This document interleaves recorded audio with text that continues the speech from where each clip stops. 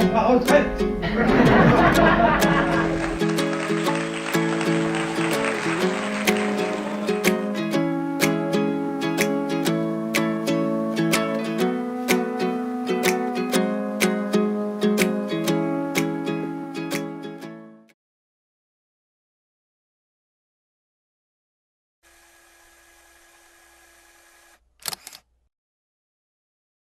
C'est sa passion, sa manière d'enseigner qui rendait le cours super intéressant. C'est un professeur pédagogique et vraiment bienveillant. Je n'ai jamais connu quelqu'un d'aussi passionné par sa Ce matière. que j'ai le plus apprécié dans le cours, c'était Monsieur Colson en lui-même. J'aimais beaucoup aussi sa manière de chanter. Il a su mettre en confiance les Baquins.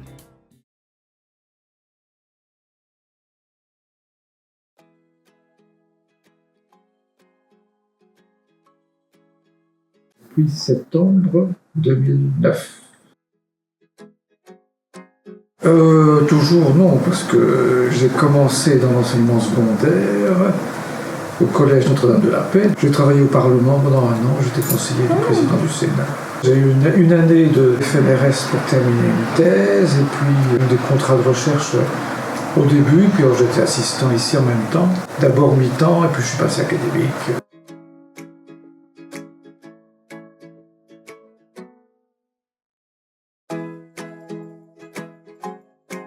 Ce sont les photos des doyens. Ça commence avec Étienne Serex, je ne l'ai pas connu, mais c'est la fondation de la faculté en 1967.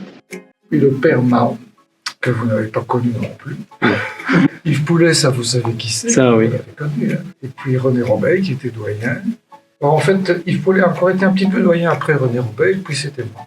J'étais doyen de 2005 à 2009. Et puis Étienne Montero, qui m'a succédé.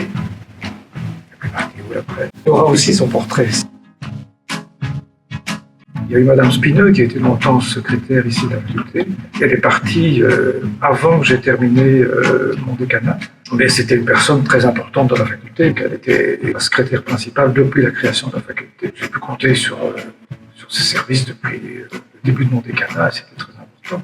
Toutes les personnes du secrétariat, Madame Bouvier aussi, très important, et là toujours d'ailleurs, quand on est doyen, on se rend mieux compte de ce que chacune et chacun doit faire. C'est vrai que rien ne fonctionne sans des personnes qui s'occupent de tous les aspects de la vie facultaire, à commencer par évidemment les étudiantes et les étudiants, pour s'occuper de leur vie, de leurs activités, de leurs travaux, de leurs examens, etc. Quand Madame Spineux, qui était secrétaire de la faculté, est partie, on a fait une petite fête évidemment. On a fait une espèce de chorégraphie, une chanson. On était plusieurs et on a chanté une chanson de Dalida, Laissez-moi chanter là. On s'était un peu costumés comme les Village People avec des casquettes. J'ai encore ma casquette dans le bureau. Et on avait fait ça. On avait répété ici parce que la salle existait. C'était le début de la salle académique. C'est peut-être pas une seule année, mais en tout cas, quand on est doyen, c'est vrai que c'est assez marquant. On est fort pris par beaucoup de choses. Et l'intérêt, c'est que on se rend compte de la vie intérieure d'une faculté et des rapports avec les autres facultés.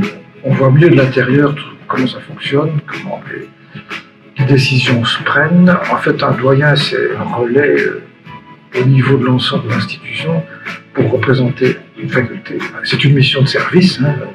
C'est pas un but en soi. Beaucoup n'aiment pas tellement ce genre de rôle. Des responsabilités, on ne sait pas faire grand-chose comme recherche quand on est doyen. Mais au total, j'en retiens quand même un très bon souvenir. C'est-à-dire que je ne regrette pas de l'avoir fait, de l'avoir accepté. Mais c'est sûr qu'il y a un moment où je comptais un peu les jours, si vous voulez.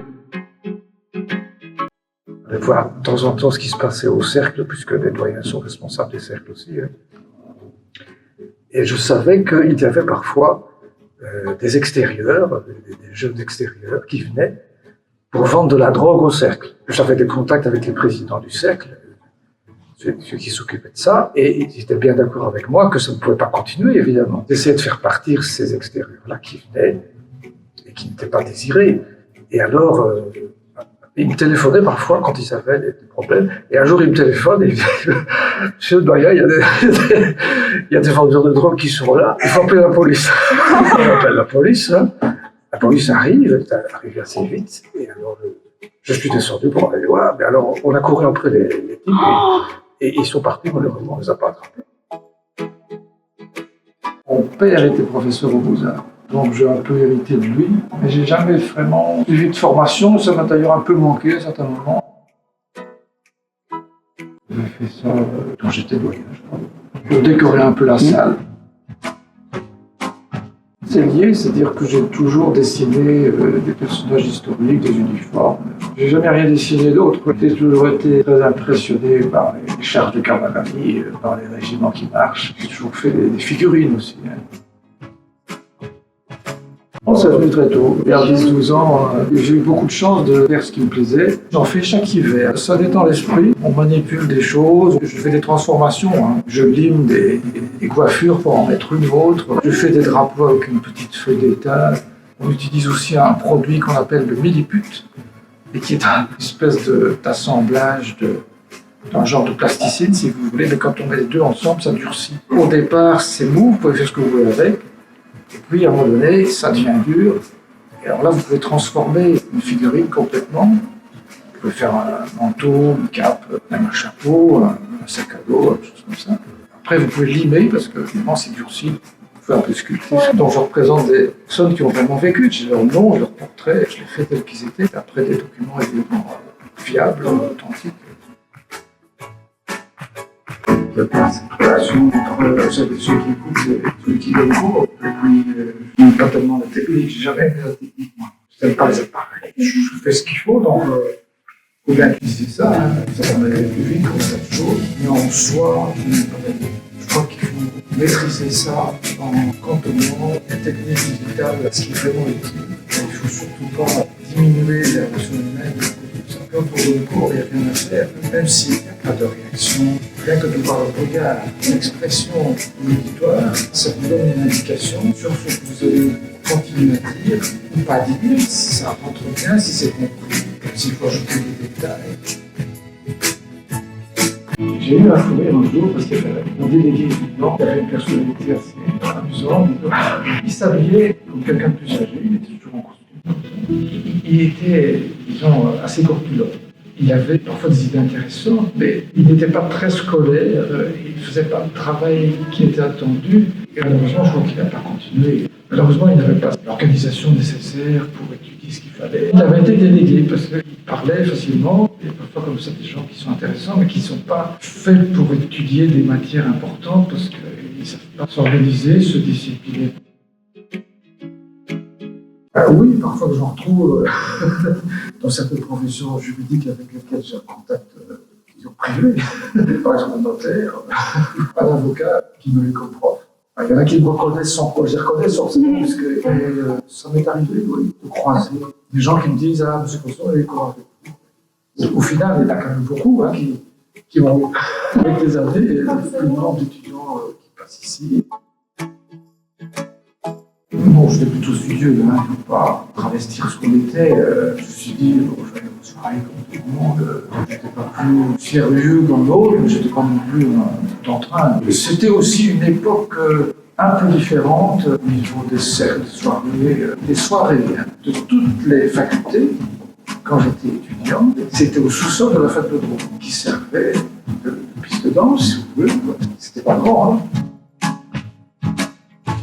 C'est la jeunesse, c'est chouette de voir des jeunes, c'est un bel âge. Même pour un professeur qui vieillit, c'est toujours quelque chose d'avoir des jeunes.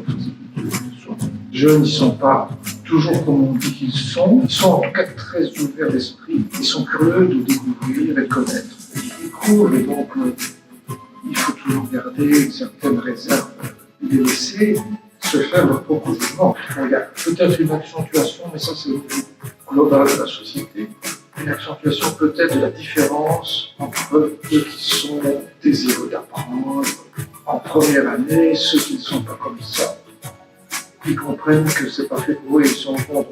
Ah oui, il faut toujours en avoir, c'est-à-dire qu'un académique donne cours, mais en même temps, vous savez, il fait de la recherche. Comme mon collègue, j'ai toujours fait ça, évidemment, en mettant de mon enseignement, mais je me mettrai peut-être un peu moins la pression qu'il y a quelques années, parce que par moment dans la carrière académique, ça peut être assez lourd, je dirais, cette pression de publier. Il y a des éditeurs qui ne se rendent pas compte du travail que ça implique quand on veut faire les choses sérieusement. Je me suis déjà posé la question, je me dis, c'est cette dernière fois que je le discours, il peut y avoir évidemment un certain regret. Comme tout ce qui s'arrête, ces changements, c'est pas toujours agréable. Mais il y a un moment où ça arrive naturellement. C'est dans l'ordre naturel des choses. Je ne suis pas du genre à m'approcher, mais je regretterais certainement, oui, comme je regrette déjà les années où j'étais plus jeune. Et moi qui vous remercie.